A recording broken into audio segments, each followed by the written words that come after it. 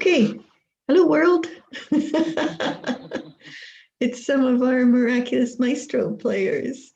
And I was saying this week on a call to everybody that what connects us more than anything else is that we have these amazing experiences of what we're going to call the Mysterium Tremendum, which you could call source, God, creator, universe, the infinite, the divine, whatever.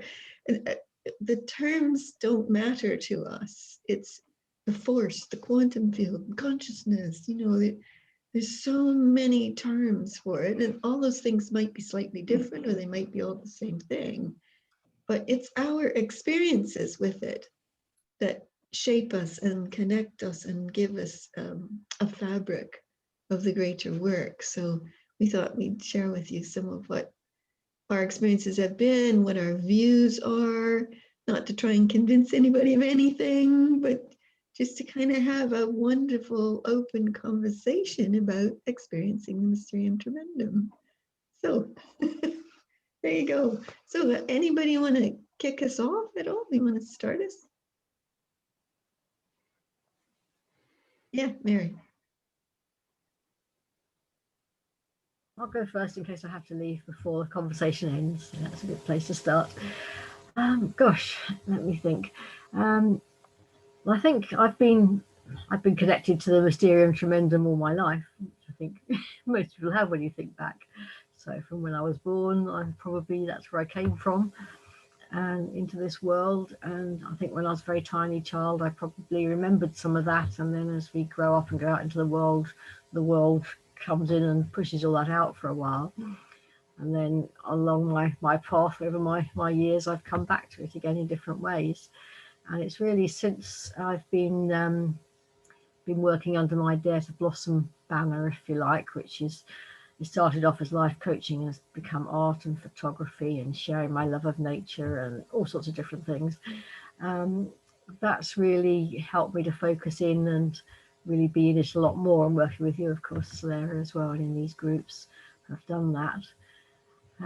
So what it feels like now is simply this beautiful connection with peace overall, with peace within and peace without, if you like, and also being in the weave of the universe, being in the fabric of all our connections. And I had some delightful things happen recently. Somebody I've only just met in another group on Facebook, met somebody I know really well who lives here in Cornwall on a bus going to Salt Lake City. And it's just bizarre, isn't it, how you have those connections and you think, well, isn't that wonderful? And it's almost as if we're all connected in that way. We just don't know it yet if we haven't discovered each other. But there's that connection. So there's that sort of mystery about life and how all those things bring us together at different times and in different places, and it flows, ebbs and flows, so we're connected, and then we go further away for a while and then we may come back again or meet a new group of people.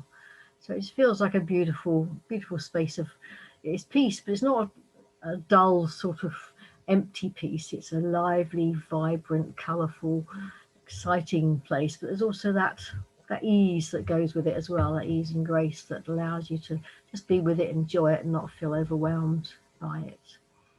So I think that's what it is for me just at this moment. That's so wonderful that you were born with it. I wasn't.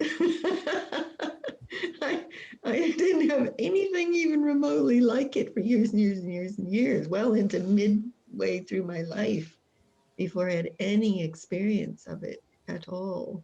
And I think my first experience of it was when my dad died and I could feel him there. That was the first time for me I experienced it, what most people would call energy or a kind of otherness.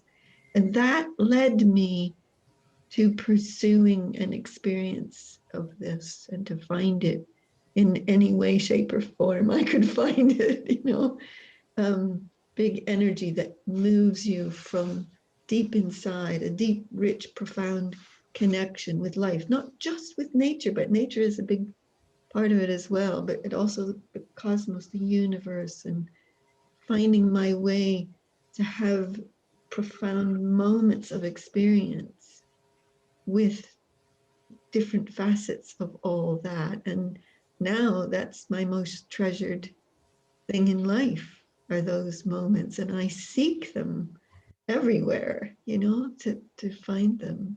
And what's also interesting, Mary, listening to you, is because I know one of your skills and talents and masteries is as a universal weaver. And I got to think that's related to you knowing from a young child that was there and that you had a role to play in it. Do you want to say anything about that particularly? Yes, I mean, I certainly forgot for a while when I was a child, or after I was a child. When I was little, I remembered it, but then I remembered later on knowing these things when I was little. Um, yes, it's really hard to put into words. It's just that feeling, really, of having been connected. And like you know, it's become much more strong since people in my life have begun leaving their bodies and moving on wherever else they've moved on to. So the first person was my father in 1985, and then well, maybe I'm not sure. It was the first person really close to me anyway, and then various others later, and that's led me to, as you say, seek out those connections and be able to feel close to them in spirit, even though they're no longer here physically with me in my life. And there's those things that we do look for, and it wasn't. Maybe at the beginning it was a sort of feeling I really needed to find it, but now it's more if it comes to me, that's a beautiful gift. And if it isn't, well, they're just busy off doing something else wherever they are now. So something about that. That's where the lightness and the ease comes in, that it's not something you have to strive for. And I think if I do, I push it away more than anything. If I seek and strive too much, I think it's more a case of just allowing it and being with it. And it's different for everybody. I mean, that's the reason for this conversation, isn't it? Because it's different for all of us. Absolutely. Yeah. And it is interesting that it was like when my dad died, it's like they open a door for you, that the logical mind, the normal experience in life doesn't necessarily give you, although a good number of you might have been born with that door open, because a good number of my friends are, but I wasn't. I was just a really normal kid. you know? So yeah, it's fascinating. So I'd love to hear from the rest of you, kind of what led you into this? Were you born with it? Did something open it up for you?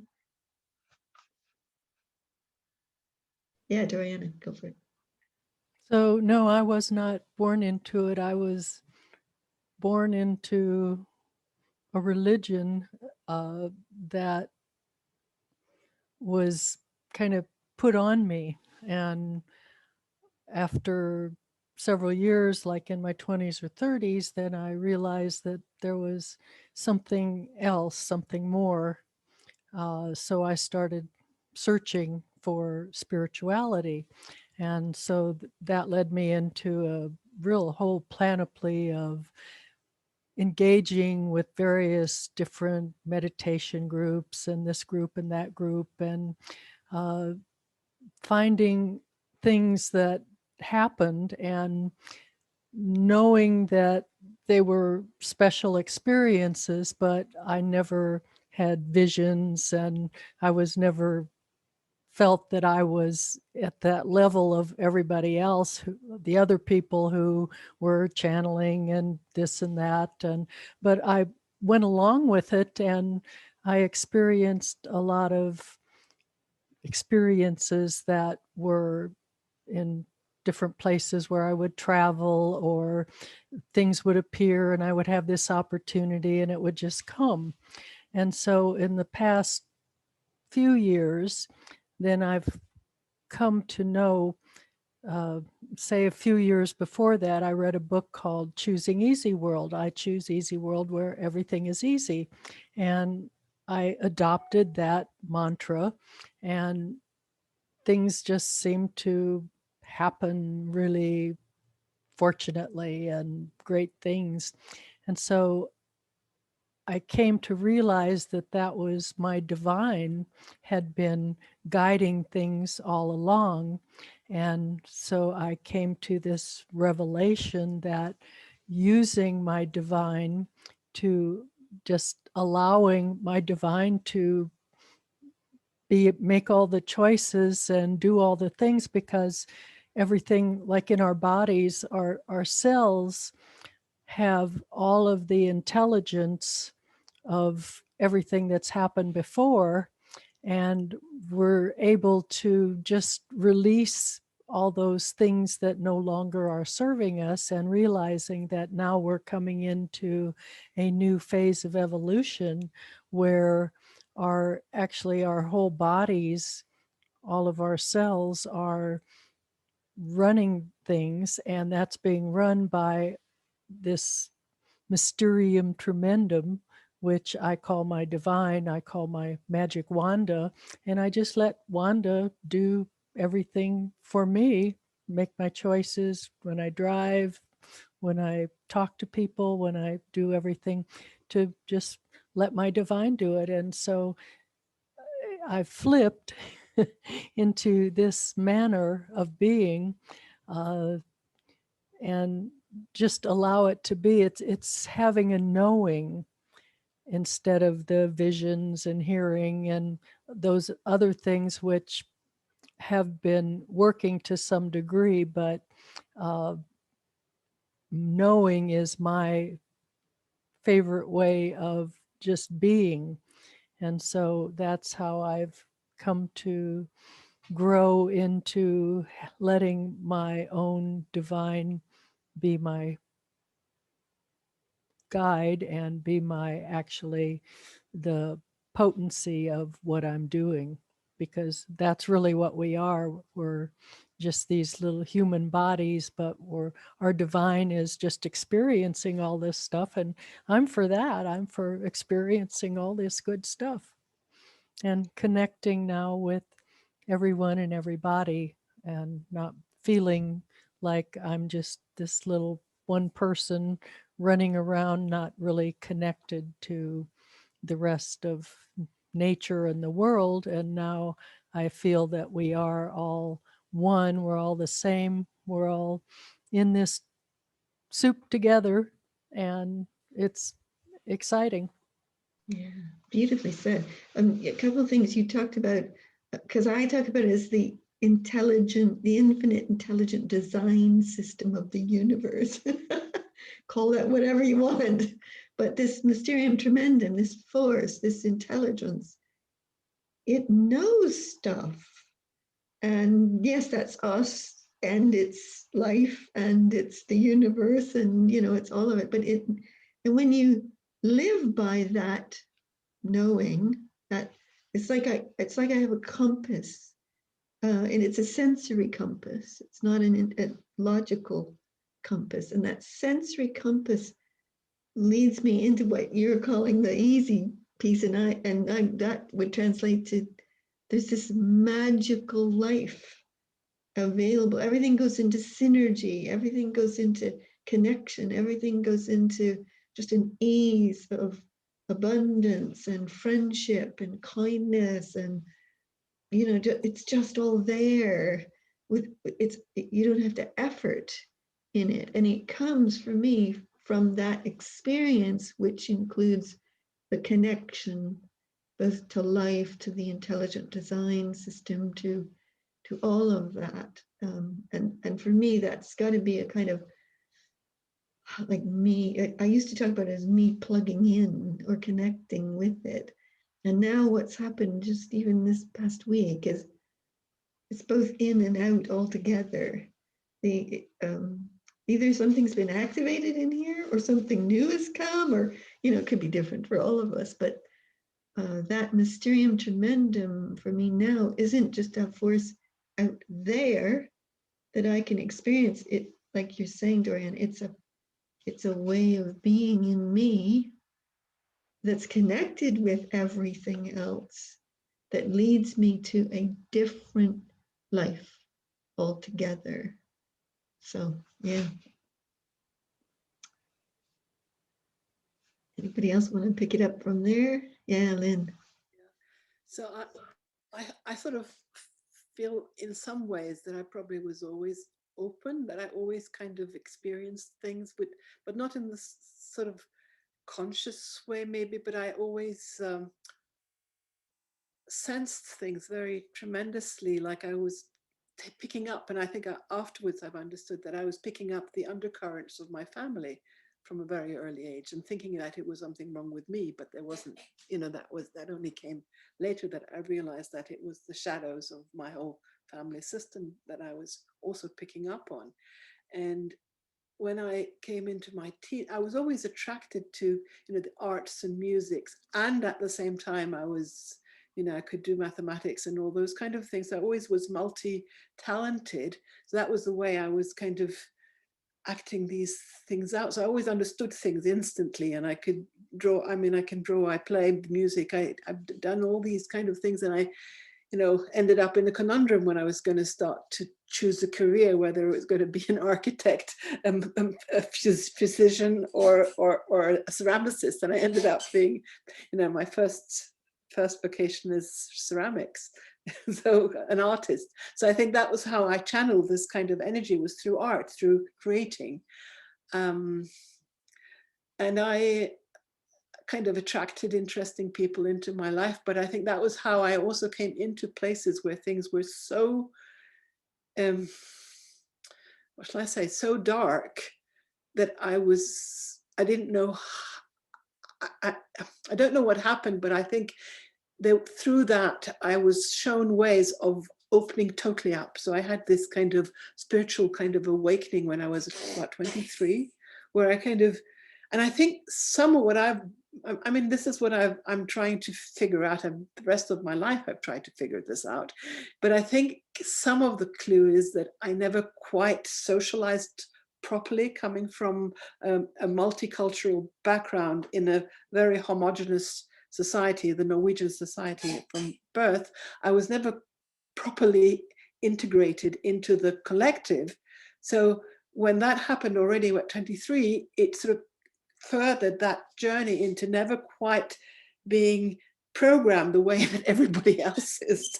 And I think that's actually what, so when 7 years after that, after, disastrous marriage and partnerships and then 2 children on my own, started to kind of, what shall I say, socialize back into life,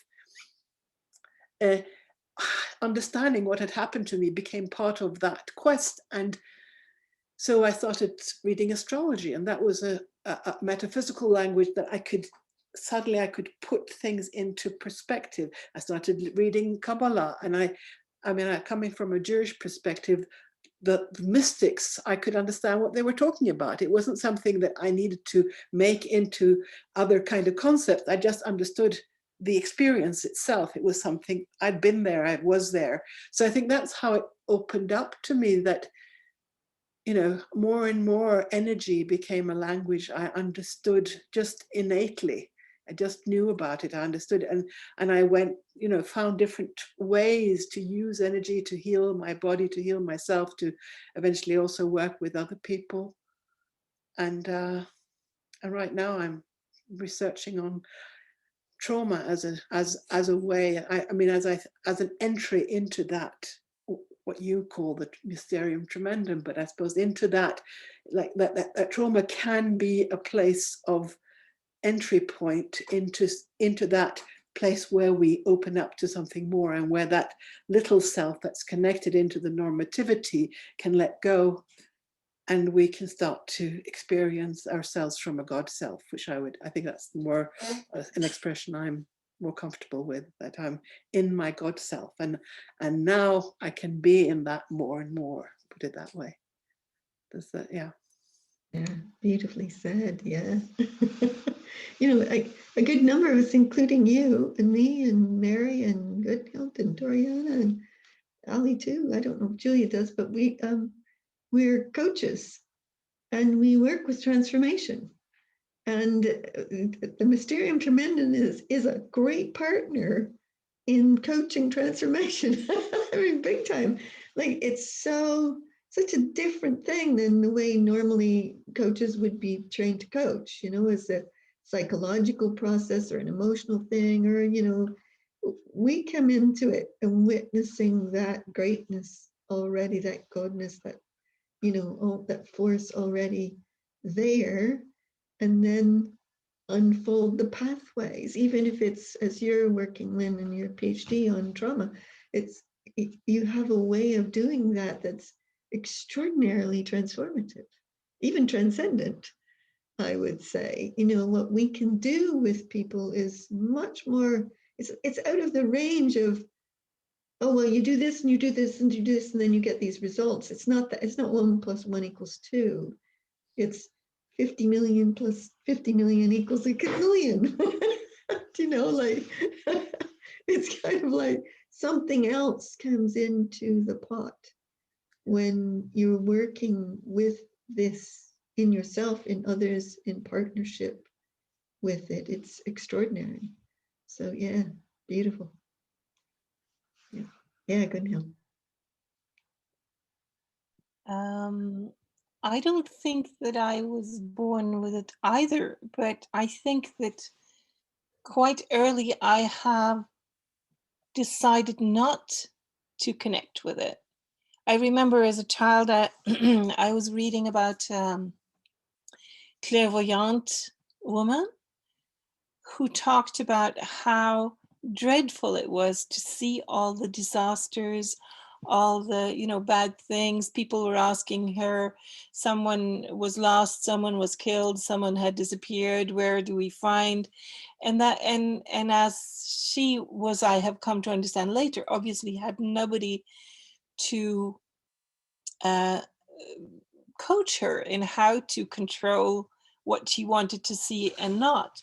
She was sort of just bombarded with things she didn't want. And I thought, never going to do that. Absolutely not. And I must have been like 12 or something when I just read that and thought, no, I'm not going to do that. And then when I was like 14, I learned to meditate. And very quickly, I discovered that I was aware of what was going to happen. I had sort of premonitions, and that scared, you know, that really scared me. So I just immediately stopped meditating. We're not going to do that. We're not going there. And I don't even know why I sort of made these things going on. And then, you know, during life, you get into meditation is such a good thing. You should do that. So you start again with yoga, meditation, all that stuff. And then again, it comes. And so I've been fighting with that quite long. And then it just chose, to me, it seems like it just chose other ways of connecting, since I obviously was sort of aversion.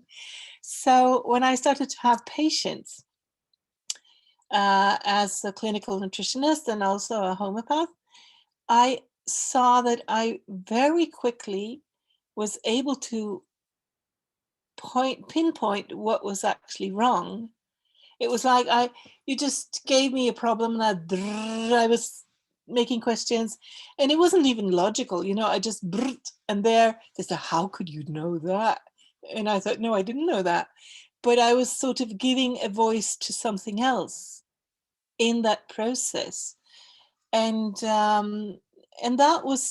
that felt more safe to me because it had to do with someone else was setting the terms. This is what I want the answer for, and then I could do it. And probably I could have, you know, developed a medium or whatever, but that was sort of no. So and then through the years, I've come to realize that, especially since discussing with Lynn, that I have these traumas, these deep traumas, that has been preventing me from going all the way with the connection, because it's sort of it's hurtful, it's painful, and so you just walk away from that and you focus on something else. But now when I started writing books, I'm using that challenge it is to connect to what I would call my higher self or my spirit or the divine feminine or whatever. I'm using that search in when I make my books. I don't call myself an author, I'm a storyteller. So I create stories and try to illustrate things going on in the real life with the stories. And so I find that there I'm really trying both to develop it myself and to be able to describe it so that others could get inspired as well. And let me just say also that I feel that when we come together as a group like this, it's like I feel safer. I feel it's totally safe to just do whatever you want, because nothing bad's going to happen. So you can sort of just do it. And I've seen that in courses with you as well. So there, that suddenly I can even see, because normally I don't see. I just realize by talking. I can even see things then, and that's it's nice to see that collaboration also works in these things. There is, like I said, that thing that connects us is our connection to this, whatever we're going to call this Mysterium Tremendum, you know. And when you're with people who know that, there's an inbuilt sense of connection, kindness, caring, goodness, straightness, an orientation to listen beyond the triggers, listen beyond the polarity, listen beyond.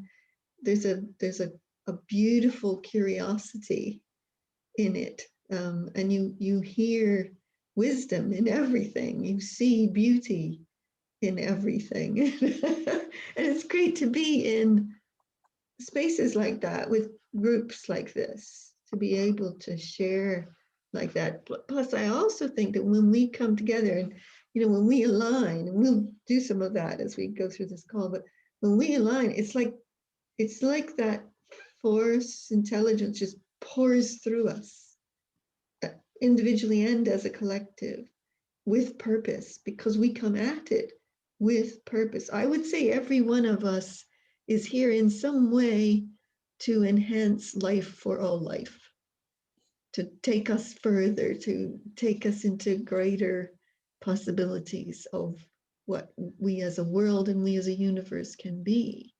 It's also what unites us, but I think that comes from our connection to the Mysterium Tremendum, you know. So yeah, Julia, go for it.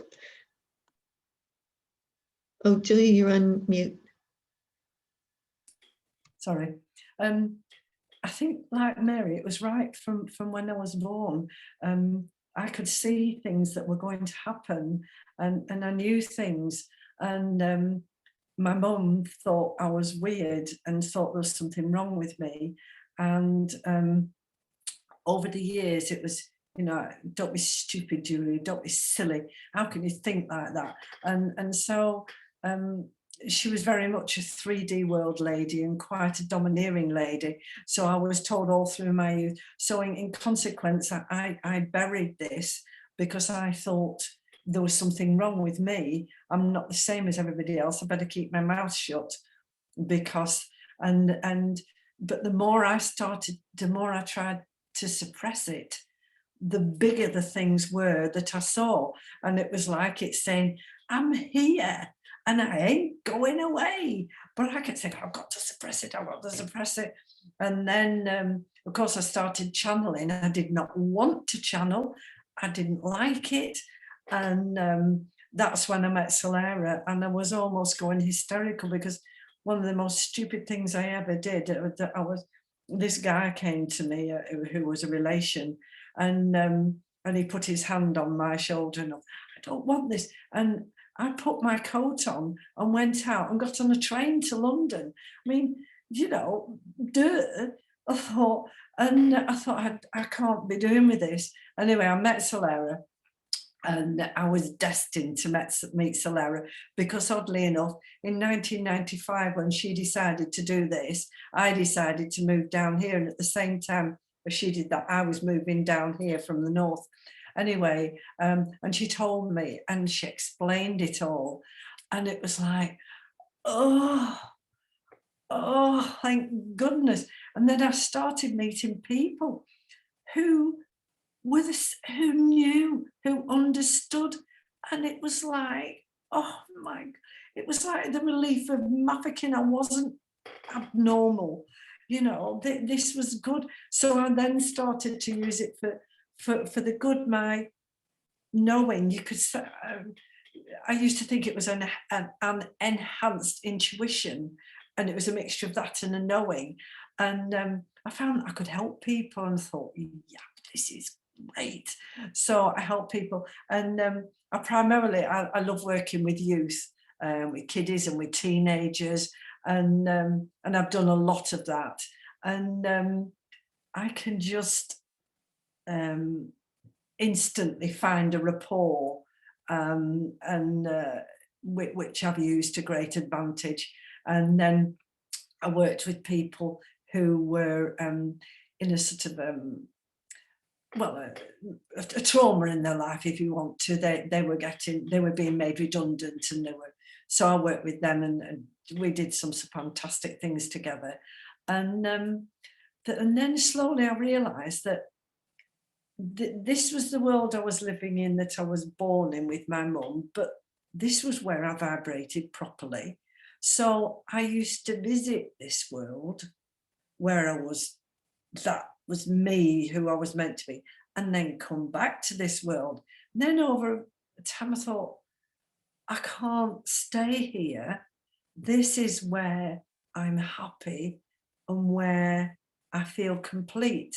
So over the period of time, I live here, and then occasionally I visit that. And every time I visit there, I just want to get back up here as quickly as I possibly can, because being there is like, I can hardly, this is ridiculous. I can hardly speak about, just a minute, I can hardly speak about it.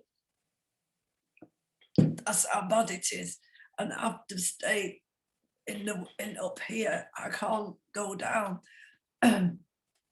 Just a minute. And so living here now, and this feels so normal. And when I get with everybody, all you get it, and it's such a relief. And because it's such a relief, I can enjoy it and be it more. And I currently, and then just to finish off, about 2 years ago, I had an accident and fell and banged my head and knocked myself unconscious, and was very bad.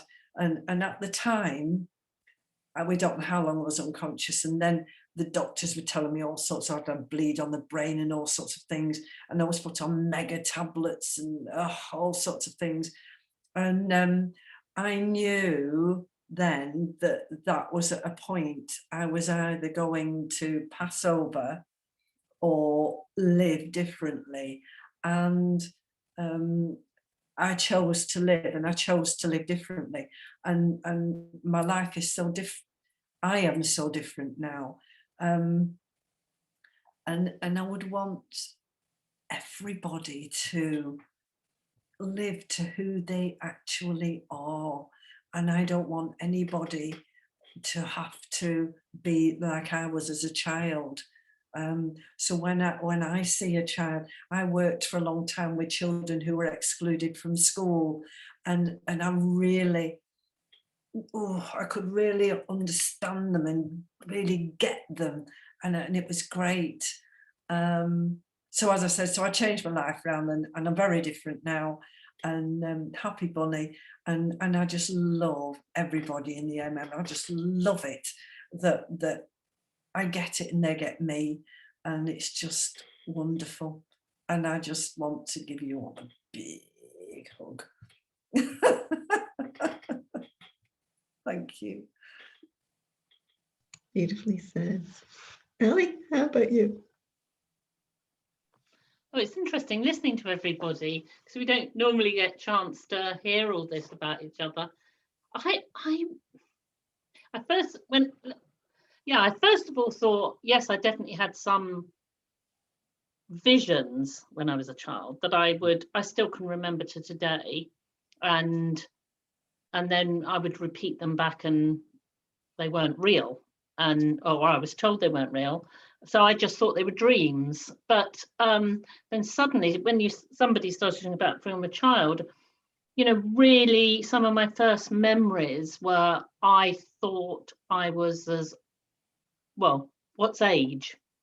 But I couldn't understand, for example, I got up very early one morning before my parents got up, aged 3, and decided to bake a cake because I knew it.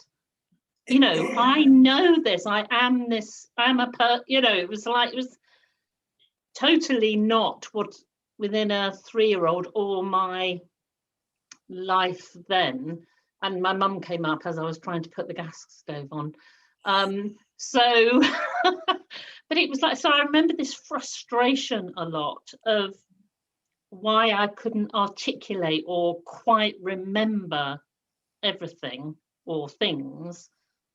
Then I had we had a strict Methodist Christian upbringing, and I remember going to Sunday school and saying, "Do dogs go to heaven?" And they said, "No, only people." And I was absolutely heartbroken. It just didn't feel right. And then and again, so I'd say there's like, so I've probably been, I've always say on these calls that I've got a very analytical mind. So there's this part of me that wants to understand everything, and obviously as a child, for so many of us, of course, we want to be fit. We want to fit into our families, our tribes, our schools, our cultures, wherever we live. And so the things that you do that are different, you either don't share or you squash around. Yeah. Then I remember being 11 at school and finding this book called The Chariots of the Gods, and there were hieroglyphics found. So there must have been things before, and it was like, oh my God. And then there were no more books. I think there were 2, and that was it. And I couldn't find anything, no Google in those days. So it was like, so then I just didn't know. I couldn't explain it, but I did see things, not people particularly, or not people I knew. And then just I'd say very quickly, a lot of my life was, I felt split in 2 parts. And so I was you know, very logical-ish human being. And then I had these things where I could see a duck fly off a pond, and I was that duck. I could literally feel every feather, every movement as if it was me, which was lovely. When I was about 26, I found Buddhism. And that was a huge relief, because it was like, oh, this explains life. Oh, and it was just somewhere to have as home. And I was very involved in that for about 25, 20, whatever years. And while I was doing that, I came across quantum physics. So for me, it was like, oh gosh, here we are. Science is explaining all these things. In my work, you were saying about coaching. I did training before as well. I could use all of those principles and teachings without anybody knowing them, and I would have huge success with people. So it was lovely. And on some occasions, when I was doing a speaking engagement or something, I literally could have my topic, walk into a room of 100 people and let something come through me. And that was just delightful. And, you know, so that was great fun. And then I suppose really, you know, it's this constant thing. And because I was in the corporate world, I didn't want people to know that I could do things, you know. So it was like, you know, so I had these very critical voice going, oh no, you know, you'll be looked at as some, you know, weirdo person. I didn't want to look like that. And, you know, but I probably do anyway. You know, that's the funniest thing. And people would call me mad anyway. So, but it was, so I've just had this fight with the 2. So, and then I started to find, well, I think I really do believe the power of prayer and intention is incredibly powerful. So I learned that through the Buddhist practice. I knew that could have a big effect on helping people, and then carried that on in different ways. And then I started to quietly let people know I did healing, but I didn't want to announce it in case I couldn't do it. And so people would find me, bump into me at a party or something. And I'd tell them, and I got used to the fact that they'll be contacting me in a short while for something or other. So, and when I went into the Buddhist thing, it was very much don't seek people that are that have passed over, because our role is more to push them on into their new life. So it's like, some of these things happen, don't they, and close us down in some areas. So I have seen, if people ask me, I do seem to be able to for them, but again, that wasn't anything, like Gunhild was saying, it's not something I was really drawn to. And yeah, so it's just been that lifelong battle and feeling odd and that I don't fit. And I have, groups of friends on some level, but not quite the same. So finding these groups that we've been doing over the last 2 or 3 years, it's like, I've got a home again. And I think one of the most delightful things of it is that we all do it so completely different. And there's nobody's trying to teach us something. It is our, when we're together, we're able to expand and experience our own experience and direct connection. And I think that's just magical. So Yeah. I was just going to say one thing, that I in the last 6 weeks, I decided to finally come out and tell clients that I work in this particular way. And yes, I've had quite a few. So at the ripe old age of I'm not telling you, I seem to have managed to merge together in some way. So Yeah, beautiful. Yeah, Julia, go for it. You're on mute. Oh, Julia, you're on mute. Sorry, I muted you. Oh, you turned your video off too. There you go. I think the rest of you will probably agree.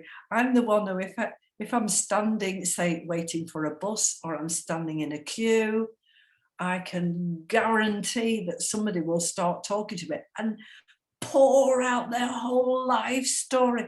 If I go on a train or a bus, and I can guarantee it, and it's like, at first I used to think, have I got a flag on my head or something? But now I know that these people, and I can help these people, and it's quite hilarious, because other people who've known me say, why do they do this? And I just don't ask. But if I'm standing anywhere for any length of time, somebody will come up and start talking to me. And my husband now said, they just tell you everything. Why did they do it? I said, well, he said, you don't do anything, you don't ask. I said, it just is, because I'm there to help them. So do you all get this? See, everybody's nodding. It's great, isn't it? I love it. Yeah. Well, the two things. So something that Ali said about none of us are prescriptive.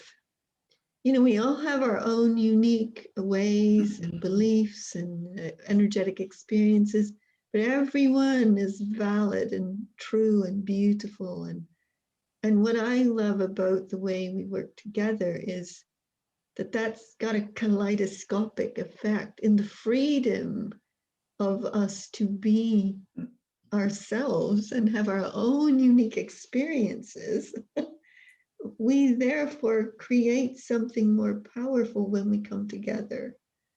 The second thing, in terms of what Julia was talking about, this week I've done 2 coaching calls with people that were very dire, like some of the worst days of their lives, really dire. And as a coach, when you begin and they're weeping themselves like crazy in front of you, and they're telling you these stories, and you think, I don't know if I'm equipped to deal with this.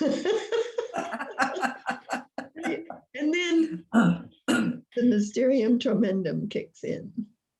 It just does. All I have to do is just put myself in the space of deep listening with them. And then I say stuff and do stuff that I wouldn't have thought I even knew how to do. And they, in a single call, they feel so different, so much better. They've lifted out of the most direst moments of their lives to find a way where there looked like there wasn't a way. Not like I gave them the way, but somehow when they lift it out, it's not just raising their vibration.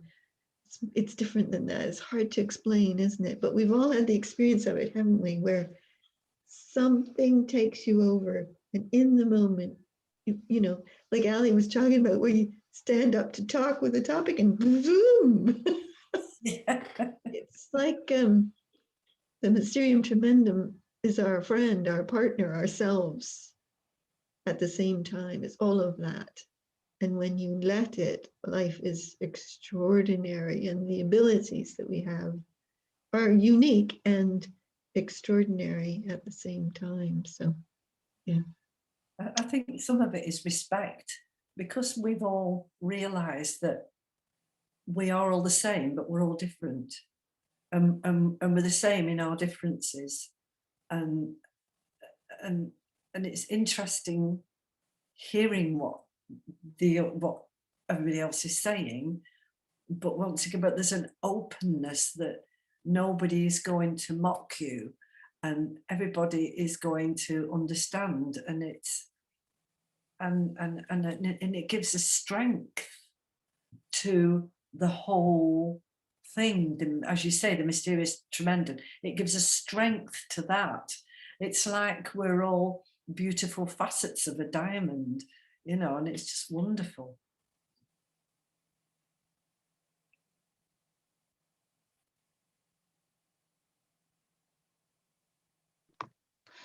I like the name, because I think one of the things at the moment, because there's so much change and the potential for momentous change, is the language. And now, Yeah. I think I mentioned in a group the other day that I'll change my language to the person that I'm speaking with.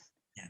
And I mean, Doriana, you said you think of it as your divine wonder, love that. And Lynn, her God self. I don't even know what to call it anymore, because and for some of us, we get triggered by certain words because they'll bring up a picture of something that relates in our experience. So and often I think all of us find sometimes we haven't actually got words for what we're picking up, seeing, feeling, etc. And so to have these two words, I quite like that, because it nobody can have that much, apart from the fact it does make me think of a musical or something like that. But that's fine. It's like, it's not rooted in years and years and years of different things that people might have a problem with. And then, so new language or new, and I think that is one of the values of all of us working together, because if we're looking at something in particular, you really can see how we're going at it from different dimensions, levels, aspects, whatever you want to call it. So yes, you know, finding that openness is extraordinary to be in. Yeah. Years ago, sorry, just years ago, I was chatting with a woman, and she said, I am a child of my own belief. And I thought that was so beautifully put. And that's a little bit of what we do, you know, like we can honor all the beliefs, all the faiths, all the scriptures, all the, you know, that you could find good in them all. But we're constantly having our experiences which will override anything else. And once you have an experience, you can't invalidate an experience. And especially if you have an epiphanous experience. An epiphanous experience to me is the Mysterium Tremendum in your life. And, you know, I bet I've had them. Have you had them? But who's had epiphanies? Yeah.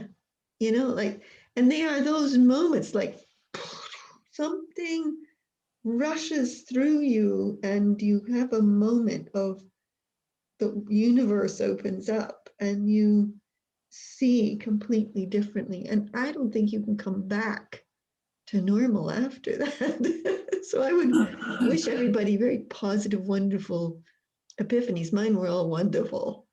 You know, I remember being up on the top of the Glastonbury tour, June 21st, 1995, Glastonbury Festival, 200 crazy, drunken young people playing drums and singing songs and taking drugs probably. 2 a.m. in the morning, and I had an epiphany. Like, whoa! I was not on drugs, by the way. I was just being there. And this energy came through me, and that changed my whole life. I've never felt anything like it. It blasted my heart open about 20 miles. And I sat there the next day because I was on vacation in England. And I sat there the next day on the Glastonbury tour and said, I can't go back. I cannot go back. I cannot turn away from what's just been offered me. I don't know what it is, you know, and that was 1995. When you look at the last, 26 years, oh my God, thank God I didn't. I was working a 9-to-5 job then. I was working for a software company, and now I'm an author, I'm a visionary, I'm a futurist, I'm a creator, I'm a consciousness innovator, I'm a, you name it. I'm like a world changer, a universe creator kind of thing with all of you. Imagine if I couldn't even imagine turning away. And I think so many of us have said that, like, you can't, like Julia talked about it here and here, right? And you, once you've had this and you've allowed it to be who you are, you actually can't go back to this.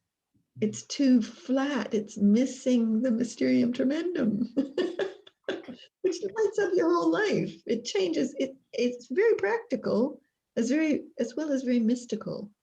It is both at the same time for me. It shows up in all kinds of awesome practical ways. So Julia, you were going to say something, I think. So. I like the way that each one of us, when we're in deep discussions, can describe a certain way that we're feeling at the time or an experience, and we're all experiencing it slightly differently, and yet we can all perfectly tune in with the person who's experiencing and know their experience, and think, oh yes, that was like my experience, but that was not quite how I experienced it. And that is, it just adds another dimension, actually. That's fascinating, because when the Mysterium Tremendum shows up, it is somebody, Mary, going, yeah, thanks, Mary. When the Mysterium Tremendum shows up, I think it is a great big gigantic thing, and so there is no invalidated experience of that, and each one who shares becomes a facet of the total experience expressing itself. And so when we listen it, somebody else's experience doesn't invalidate mine. It's like it enhances and it enhances and it enhances and it grows and it gives us, it doesn't exist in polarity. And I love that. I love not existing in polarity. There's a right and a wrong and a good and a bad. And no, the Mysterium Tremendum is not like that at all. So yeah. Because some people paint colour into their experiences, and others put feelings, and others put movement, and it makes a whole, and it's wonderful. Yeah. Yeah, Diana, go for it.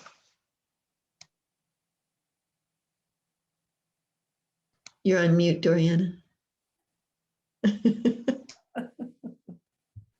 So in 1982, I read this book called Strangers Among Us, and it was about walk-ins.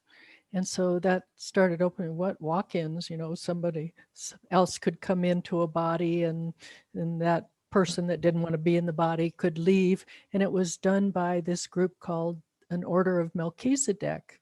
I was like, oh, well, that's really interesting. And so it said, well, in order to join this, it takes 3 years. And 3 years later, I met this lady, and that's what I got into, a brotherhood, and got my name Doriana, which then I realized was from Dorian and the picture Dorian Gray, and that we didn't have to age. And I'd sold my soul to God, and of course he sold his to the devil. But anyway, I just knew that we don't have to age. So I was led to all these different things. And 10 years later, I was in the Great Pyramid for the 11/11 activation in 92. And at the end of 5 hours, this guy named Smokey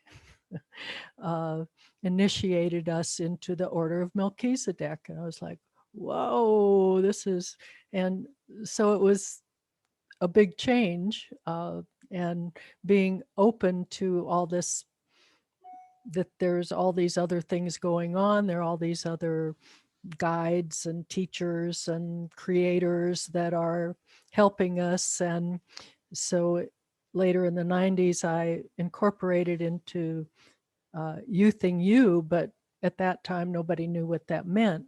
So come fast forward. And so now I went through Anti-Age You, and now I'm into Youthing You, where I can help. I've observed myself going through these youthing changes instead of aging. And so I have all this groundwork, and now all these new cellular techniques and our abilities to make us youthful are coming true. And I think that as we interact with other people, they get changed because we're here and they're here, but they get drawn up into our frequencies, so that that's our 100th monkey thing that we're doing, that our abilities to come into these frequencies is going out in unity to everyone. And so I feel how our own personal ways that we've come to this stage, we're being way showers and helpers for others, for the whole world to enjoy this as well. Yeah, beautiful. Because I would say we probably all have a vision of the world, all life forms, not just humans, all life forms, earth and trees and bees and whales and oceans and everything, humans too, coming into their God selves. And what life will look like as that, all connected, all unique, all extraordinary, is just a beautiful, beautiful picture to behold. And I know that's where we're going. We're quantum leaping into a level far beyond. That's amazing. So I know Mary and Gunhild had to go, but so is there any of you want to kind of wrap up saying anything else at all? And then we'll do a quick tune in and a call of the Mysterium Tremendum. We'll give people the experience of it. But anything you want to say before we do that? Yeah, Lynn. There was just something about, I mean, you've all said it in all your different ways, but I think that what happens when you get to that, when that experience becomes sort of your, like somebody was saying, your compass, you can no longer, and you've said that too, you can no longer fit into the boxes. And I mean, I went all the way to become a rabbi even, and to go into, really to use the tradition and to start to innovate even within the tradition and expand it. But even that became too small. And I think it's like you get to a point where you cannot no longer adhere to any kind of limitations or walls or outer expressions of what you're supposed to be contained within. And I think that's that's, at least for me, that's what it's also about. And Yeah. yes. Yeah. Yes, I think of it as direct connection. So I don't follow too many other, you know, 'cause I've spent a fortune on books and courses over the years, as so many people have. And then, you know, it's about some things will come up and they'll resonate, and I will, because it's like getting the right bit of information for wherever you're at, but on your journey. But it's like I want to be able to do it myself now, you know, find that deeply, so it's a knowing and a direct experience. It's sensory, isn't it? So in a lot of the religious orders, there will be someone a priest or a priestess or a guide, or somebody's in between you and your experience, as a kind of mentor or an interpreter, or whatever you want to call it. Or a set of, well, dogma, a set of practices. Yeah. You know, if you want to do this, you need to do that. And You know, so if you want to learn this, you need to follow my, you know, steps. And there are some beautiful practices as well that can enhance, but it is the experience. You're talking about direct connection. It is our own unique experiences with that. It gives us, I don't want to call it a truth, because the truth sounds like there's just one. It gives us a true knowing of that which is ours to know and to become, in a way, which is so beautiful. I just think that's just amazing. And you know, we haven't even had a chance to talk much about nature, but I mean, oh my God, when you recognize nature as the Mysterium Tremendum, the partnership with it is just extraordinary. And we're starting to see a lot of that. I think the other thing I would just say is, you know, a lot of you talked about how having to squash it down and not fitting in. And if you notice, that's changed in the last 10 years. And I think that's due in part to some of the work we've done and some of the work other people have done, that it's beginning to be recognized that there is energy and those people have got something cooking. You know, like they've accessed something that a lot of people, well, it's no longer weird and woo-woo and bizarre and you're on the fringe, and we've got something. We are living beautiful, spectacular, contributing, fulfilling lives because of our connection with the Mysterium Tremendum, God, Source, Creator, Universe, Infinite, Divine, you know, all of that. Because of it, we live these rich, beautiful lives and don't get lost in the world of wild and crazy, and because the world can look pretty strange by times, and we're not ignoring it. No, we're existing so that we are transforming and transcending that world into its godness, into its spectacular next becoming, which is what the Mysterium Tremendum gives you, I would say. So yeah. Okay, so shall we, just as we wrap it up, so let's just connect with that, whatever it is for each of us, and just bring it powerfully present. And if there's anything to do with that, we will know what it is. And anybody who's watching can join in with us and experience it at the same time. Okay, here we go.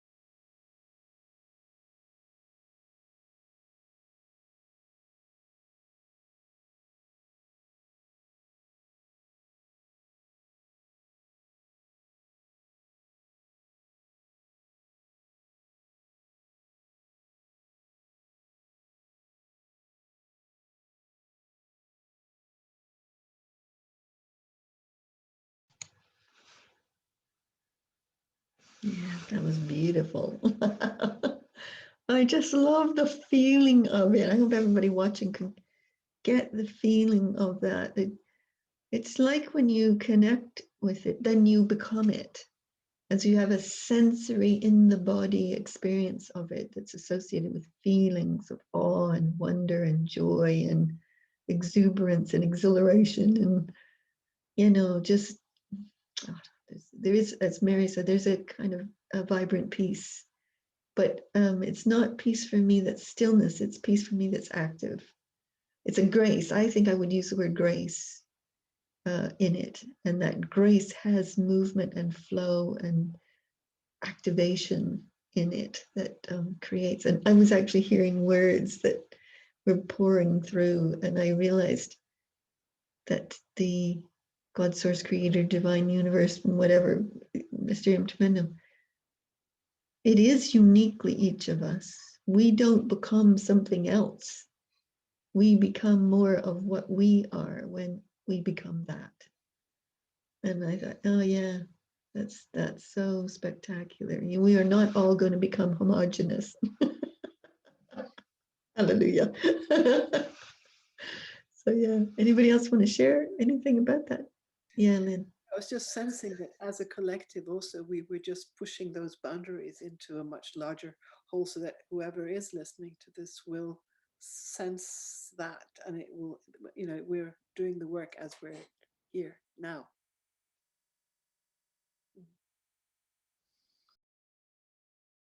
Anybody else? Anything for you before we wrap her up? No? Okay. Well, we hope everybody that watches this, whenever that is, enjoys the conversation, sees something in it of yourself, that it opens up even more of your own unique experiences with that, and that you find joy and excitement and curiosity and adventure in it all, because that's where we kind of come from with it. It's a delightful experience. So it's a delightful experience to connect with all of you who co-share this. So brilliant. Okay, everybody, thank you very much for sharing. That was wonderful. Bye.